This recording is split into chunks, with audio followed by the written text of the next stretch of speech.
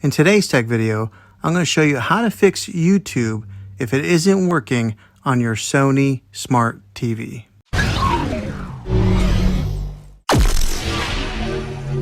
I'm going to show you a couple of really simple ways to try and solve your problem.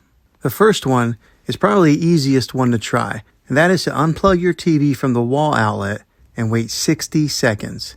Now don't be impatient, wait the whole 60 seconds and then plug it back in. This is very different from turning the TV on and off with your remote control. This is what we call a hard reset of your TV, so make sure you try this method. If that doesn't work, try deleting the YouTube app off of your TV. So go over to wherever the apps are located on your system and remove the app altogether. Then reinstall the YouTube app again. After you reinstall it, you might have to log back in with all your credentials, but hopefully this will work. Now, if this doesn't work, then something I would say to try is to go out and buy an affordable Roku stick or an Amazon Fire Stick, and you'll be able to access YouTube through one of those devices. And I'll put links in the description down below of where you can get one. Well, hopefully this video was helpful to you. If it was, go ahead and throw a thumbs up and hit that subscribe button.